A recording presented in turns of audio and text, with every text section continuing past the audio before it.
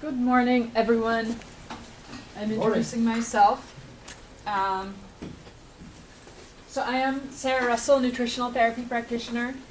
I catalyze change through nutritional therapy, as you can see from this beautiful logo that Selena designed for us. For me, sorry, us, the royal we. Anyway, I just want to introduce myself briefly, especially for the benefit of those of you who are guests. Basically, I grew up in the Tuscan countryside, and I ended up really developing a close relationship with food. I wildcrafted mushrooms from the woods. I asked for Christmas, the year I turned 7, for a book that helped me identify mushrooms. So I knew all of their Latin names, all of their common names. I could recognize whether they were poisonous, slightly toxic, edible, or delicious. And I could tell people that at the drop of a hat. Some deadly poisonous mushrooms happen to be pretty good tasting, so be careful. Anyway, I also grew up wildcrafting herbs that grew in the countryside. There were certain just automatic things in my life. If I had any asthma or allergies, my dad would automatically steam me some nettles and put a little lemon juice and olive oil and salt. And so I grew up with the idea of using foods as nourishment, as healing, as a way to take care of other people and of myself. Seasons, I love the seasons. Certain months and seasons of the year were associated with certain foods. In July and August, we would gather buckets and buckets of blackberries. In the fall, we would gather chestnuts from the chestnut grove that we had near our house.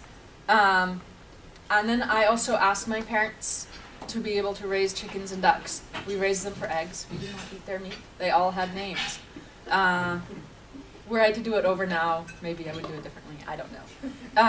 However, I ended up learning how to barter chicken and duck eggs at the stores for other foods that we needed that we might not have been able to afford otherwise.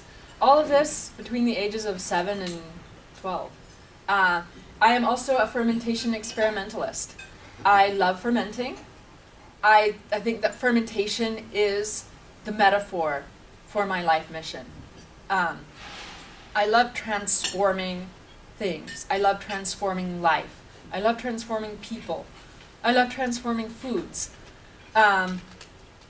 So the first time I fermented was when I made wine for my dad when I was 7.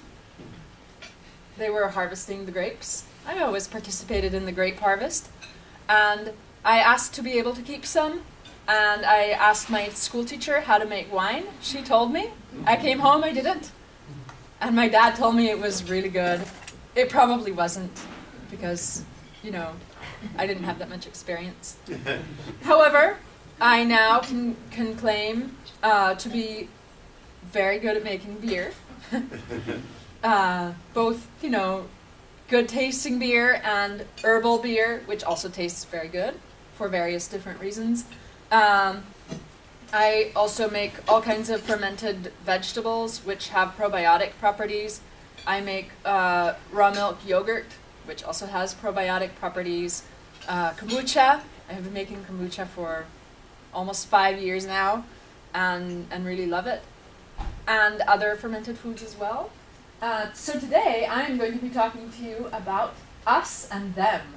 Fostering a symbiotic relationship with the right microorganisms. This is a great way to catalyze change through nutritional therapy. So, okay. We all want good relationships, right? We have more microorganisms living inside of us than we have cells in our own body. This means that a disproportionate amount of the DNA in us is actually not us. It's them. So we really need to foster a good relationship with the ones that can help us and keep the potentially harmful ones at bay. The more of the good guys you have, the less of the bad guys can take over in your body. It sounds a little bit like a video game. I don't really like video games, but the imagery works. Think of this as a very complex polyamorous network. We're talking about billions. Okay? A lot more than we can keep up with on an individual level.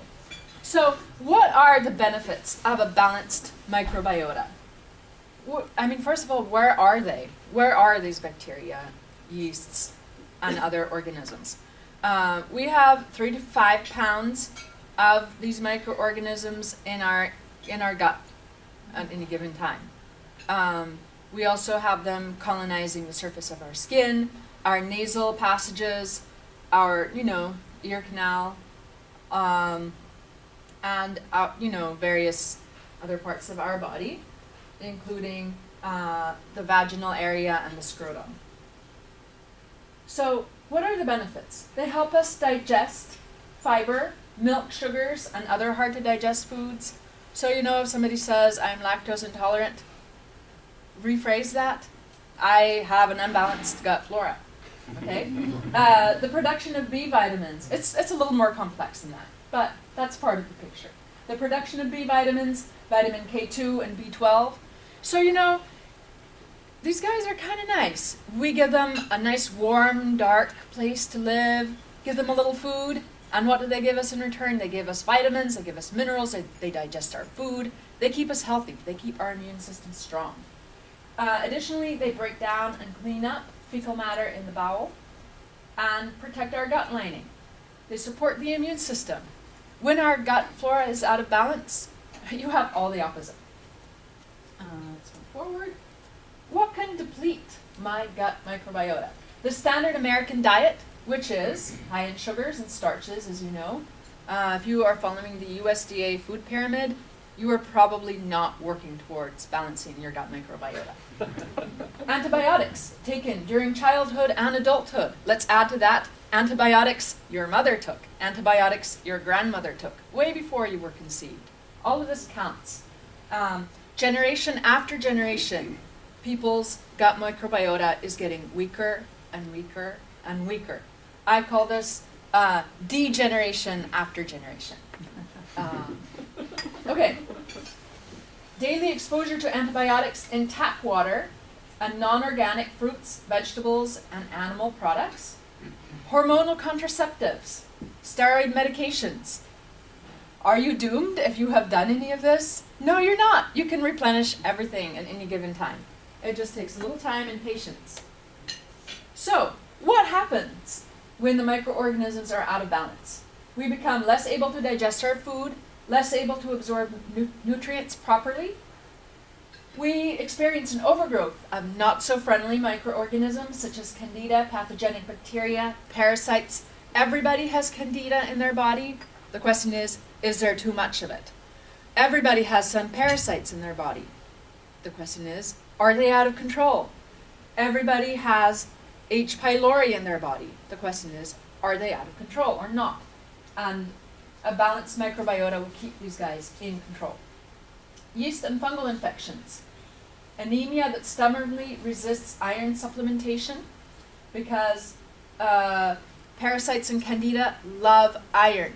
You can take as much iron as you like. If you have an overgrowth of parasites and candida, they will just eat it all. And you will just nourish them. So that's not so good.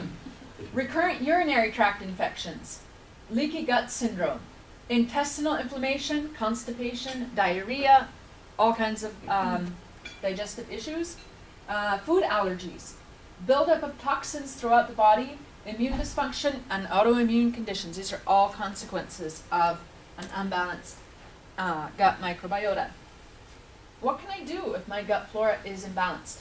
You could see a nutritional therapist who could be part of a team of a wider network of holistic healthcare providers. You could imagine having an acupuncturist, a naturopathic doctor, and other providers on your team as well. You need to balance your blood sugar, which is hard to do while your microbiota is unbalanced because your unbalanced, not so friendly, yeasty microorganisms are constantly begging you for sugars and starches, which is what they use to reproduce. Remember, you're not craving them, they are. Are you going to feed them? Or are you going to feed you? You choose. Identify foods and toxins that are stressing your body. Use a good water filter. Add probiotic foods to your diet. Consume nourishing bone broths every day. Your animal foods should be pasture, raised, and organic. You should not be eating any hormones. A good referral for me is a woman who is or has been on the pill, a woman who has taken or is taking antibiotics for acne or for other conditions. Some women I see in my practice have taken antibiotics for acne for 20 years running. A child with recurrent ear infections, a baby with colic, a man or a woman with recurring urinary tract infections or yeast infections. Thank you so much for listening, and I appreciate your attention and your referrals. Excellent.